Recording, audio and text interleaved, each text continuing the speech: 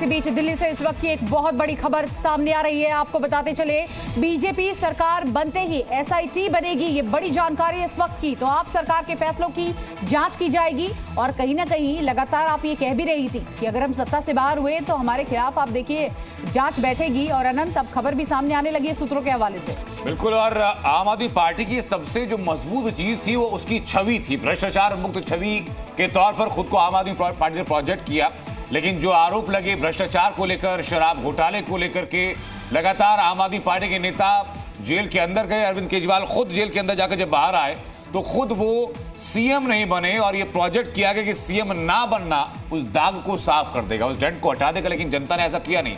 और अभी तक क्या क्या अपडेट सामने आ चुकी है सचिवालय सील करने को लेकर, शिवांगी, ये सामने ग्राफिक्स हमारे पास है। बिल्कुल, तो देखिए संबंधित अफसर तुरंत वहां पर पहुंचे, कोई दस्तावेज बाहर नहीं जाए, कंप्यूटर, हार्डवेयर, जो भी इलेक्ट्रॉनिक डिवाइसेस हैं वहां पर, वो सब कहीं भी बाहर नहीं जाने चाहिए, कोई फाइल बाहर नहीं जाएगी, ताकि हर डेटा सुरक्षित रखा जाए। अब बड़ा सवाल यही उठता है कि देखिए, एक तरफ सरकार बनाने की कवायद है, दूसरी ओर एसआईटी का गठन करने की कवायद है और इन सब के बीच जांच की प्रक्रिया को आगे बढ़ाया जाएगा। तो आप सरकार के जो फैसले हैं उनको लेकर अब यहां पर सरकार बनने से पहले ही आप देखिए कवायद शुरू हो गई है। तमाम मेहमान हमारे साथ इस वक्त स्टूडियो में मौजूद हैं। अनंत, इनसे भी रिएक्शन हम जरूर लेना चाहेंगे। अरविंद जी, सबसे पहले मुझे बताइए सर कि जो एसआईटी गठन की बात हो रही है, ये यानी जिस हाल में आम आदमी पार्टी इस वक्त आ चुकी है उसको और दुविधा में डालने, उसको और निचले स्तर पर ले जाने की कवायद है क्या?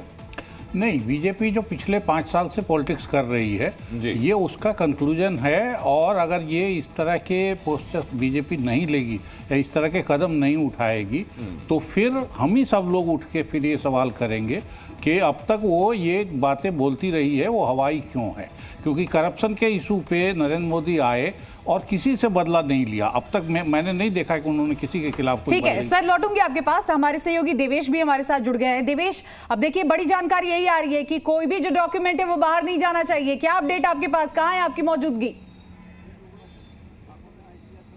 देखिए, इस वक्त हम अरविंद केजरीवाल के आवास पर दरअसल मौजूद है और बड़ा जो आदेश है दरअसल जॉइंट सेक्रेटरी जो है उन्होंने ये दिया है कि दिल्ली सचिवालय के अंदर जो भी सरकारी दस्तावेज हैं वो सुरक्षित रखे जाए, जिसमें फाइल हैं, डॉक्यूमेंट्स हैं, जो सरकारी कागजात हैं या जो अलग अलग विभाग की जो फाइलें होंगी, साथ ही साथ जो डेटा है, जो कंप्यूटर डिवाइस है, ये तमाम चीज़ें अब दिल्ली सचिवालय के अंदर ही सुरक्षित रखी जाएगी। हालांकि खबर ये थी कि सील कर दिया गया है, इस तरह की खबर नहीं है।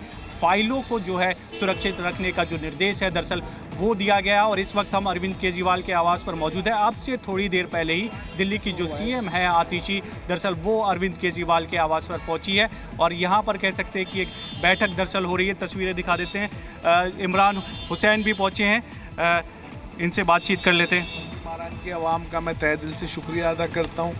ये जीत बल्ली महारान की आवाम की जीत है, एक एक बुजुर्ग की, नौजवान साथी की, एक एक बहन की, एक एक बच्चे की।